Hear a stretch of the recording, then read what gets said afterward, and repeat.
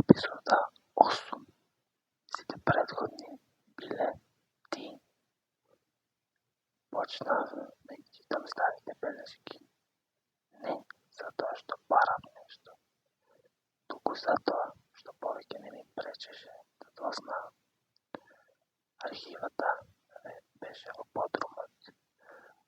Правливи ормани, папки со пожолтени етикети, имиња, датуми, кратки реченици напишани од луѓе што веќе не се тука. Прво забележав нешто банално.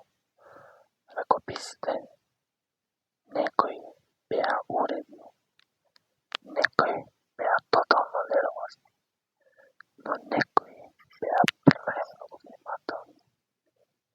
Но сите имаа нешто заедничко. Начинот на кој ја прават буквата ја.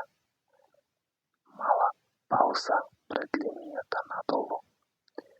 Истата што ја правам јас кога сум уморен. Случајност си реков. Гласот не реагираше. И тоа беше прв пат да не се чувствувам исправен од него. Продолжив да читам. Еден запис опишуваше ноќна смена. Друг чувство на мир во празна просторија.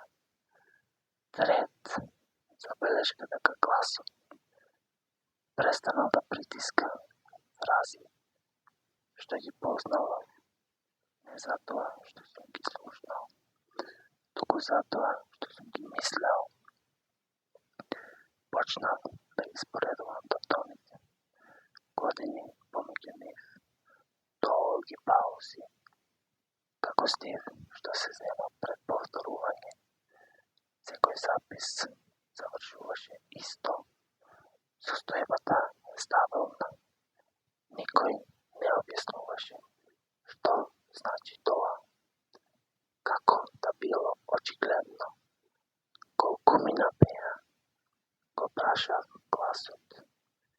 И тој одговори без ехо, без емоција, колку што беше потребно. Тоа не беше број, туку беше процес. Сватив нешто што требаше да ми исплаши одамна. Никој од нив не исчезнал одеднаш. Никој не бил преземен. Сите полека престанале да бидат проблем. Еден запис имаше фотографија, стара, од црно-бело. Имаше човек пред клиниката, во ноќ, личеше на мене. Несовршено, но доволно. Истата линија на лицето, истата раменица што малку паѓа. На задната страна ракопис. Се уште се бори, но ке научи. Тоа беше мојот ракопис. Ова не е можно. Гласот не ми се спротистави, само додаде. Никогаш не било исто лице. Тогаш што? Го прашав. Иста точка, рече гласот. Ист момент на замор. Ист вид на човек. Седев на подот меѓу орманите. Не од слабост, туку од разбирање. Ова не беше приказна за мене. Ова беше патека. И јас сум бил само на новата верзија, што стигнала доволно далеку за да чита. А тие, праша, што се случи со нив. Гласот беше нежен. Тие не замина.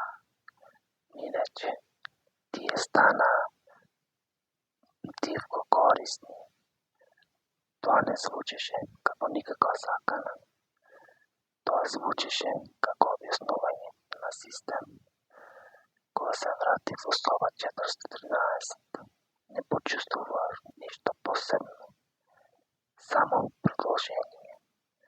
Часовникот работеше, столот беше се уште таму. Седнав на него и за прв пат се обидов да се сетам која верзија од мене сум јас. Не успеав. Сите претходни биле ти, рече гласот. Ниеден не можеше да го носи тоа долго. А јас го прашав. Ти си доволно стабилен, одговори гласот, затоа си тука. Во сменската книга напишав нова забелешка со мирна рака. Архивата е прегледана и при тоа нема одстапки. И по тоа нешто што не се сеќавам дека сум одлучил да го напишам. Процесот продолжува. Додека јас отворав книгата, сватив. Ако сите претходни биле јас, тогаш прашањето не е што ќе ми се случи. Прашањето е кој доаѓа после мене и колку брзо